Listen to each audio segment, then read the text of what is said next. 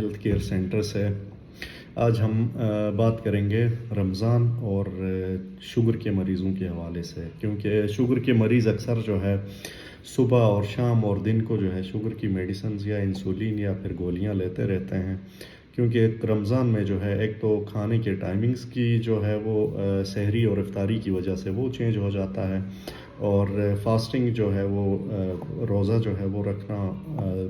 رکھتے ہیں ہمارے مسلم آلموسٹ 2 ارب کے قریب مسلمان ہیں پوری دنیا میں، اسپیشلی پاکستان میں ابھی شوگر کا جو ٹرینڈ ہے وہ بہت زیادہ بڑھتا جا رہا ہے، تو اس حوالے سے آج ہم بات کریں گے۔ تو سب سے پہلی بات تو رمضان میں جو ہے شوگر کے جو مریض ہیں ان کو رمضان سے پہلے ایک دفعہ ڈاکٹر کو جو ہے ضرور دکھانا چاہیے، کیونکہ ڈاکٹر جو ہے اس مریض کو ایک دفعہ پراپرلی اسیس کرتا ہے، اس کا ایک طریقہ کار ہے اسیس کرنے کا کہ مریض ایک ہائی رسک ہے یا پھر لو رسک ہے یا درمیانی یا ماڈریٹ رسک ہے، یہ چیزیں ہم نے دیکھنی ہوتی ہیں۔ اگر تو مریض بہت ہائی رسک میں فال کر رہا ہو تو وہ بے شک روزہ نہیں رکھ سکتا، وہ پھر ڈاکٹرز اور علماء نے ایک متفقہ طور پہ انٹرنیشنل ریسرچ کونسل اور جو ہے فقہ کونسل انٹرنیشنل ہے انہوں نے اور امریکن جو گائیڈ لائنز ایسوسیشن ہے ڈائبٹیز کے حوالے سے، انہوں نے ایک لمٹ بھی اس کی تعین کی ہے کہ شوگر کا جو مریض ہے اس کو دن میں جو ہے اگر روزہ رکھتا ہے تو شوگر دن میں کسی بھی ٹائم وہ چیک کر سکتا ہے، اور روزہ توڑنے کے لیے کچھ اسپیسیفک شوگر کی وہ مقدار وہ بتائی گئی ہے۔ یہ ساری کنسلٹیشن کے بعد وہ اس طرح ہے کہ شوگر دن کو کسی ٹائم آپ چیک کر سکتے ہیں، اور اگر شوگر 300 سے زیادہ ہو یا پھر 70 سے جو ہے وہ کم ہو تو آپ شوگر کو توڑ سکتے ہیں۔ تو جو رسک سٹریٹیفیکیشن کا میں بتا رہا تھا اس میں یہ چیز ہے کہ جو ہائی رسک پیشنٹ ہوتے ہیں، مثلا کسی کو شوگر ہے اور ساتھ اور کوئی بیماری ہو، یا شوگر اس بندے کو ہے اور گزرے 3 مہینوں کے اندر شوگر اچانک سے کم ہو کہ وہ بے ہوش ہوا ہو، یا گزرے جو 3 مہینے ہیں ان کے دوران جو ہے اس کو بہت زیادہ اس طرح کے ہائپوگلائسیمیا یعنی شوگر کم ہونے کے بہت زیادہ سمٹمز آئے ہوں، تو اور اس کے علاوہ جو ہے کسی کو شوگر کی بیماری کے ساتھ دل کی بیماری ہے، بہت اولڈ ایج ہے یا کوئی اور بیماری ہو تو وہ جو ہے روزہ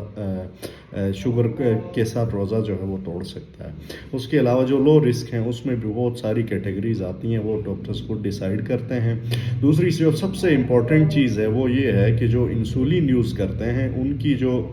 صبح کی انسولین ہے اس کو جو ہے افطاری کے ٹائم لے کے آنا ہوتا ہے، اور انسولین میں جو ہے آلموسٹ مختلف قسموں کی انسولین کو مختلف طریقے سے ہم لوگ ڈاکٹرز اس کو کم کرتے ہیں، اور جو صبح کی انسولین ہوتی ہے وہ افطاری کے ٹائم ہم لے کے آتے ہیں۔ 25 سے 30% جو ہے وہ ڈوز بھی کم کرنی ہوتی ہے اس میں رمضان میں۔ اسی طرح میٹ فارمین اور بہت ساری دوائیاں اور ہیں، تو ان میں بھی جو ہے ان کی جو صبح کی ڈوز ہے اس کو شام میں لے کے آنا ہوتا ہے، اور اس کے علاوہ جو ہے اگر تو مریض جو ہے روزانہ ایک ہی دفعہ دوا لیتا ہے تو اس کو چینج کرنے کی ضرورت نہیں ہوتی، آیا وہ انسولین ہو یا وہ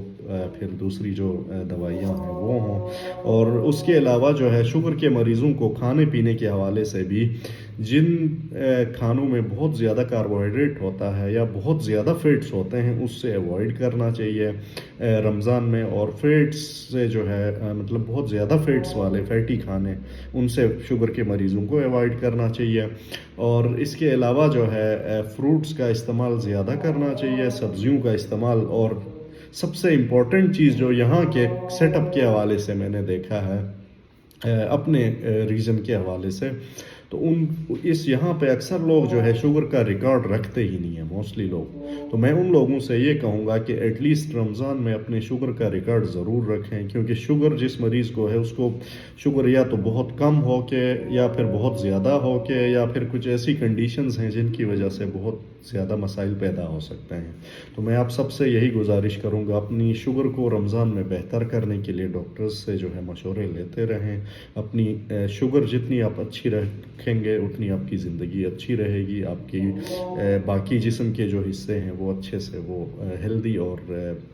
وہ بڑے بہترین فنکشننگ کام کریں گے۔ تو میں آپ سب کا ایک دفعہ شکریہ ادا کرتا ہوں۔ Thank you so much.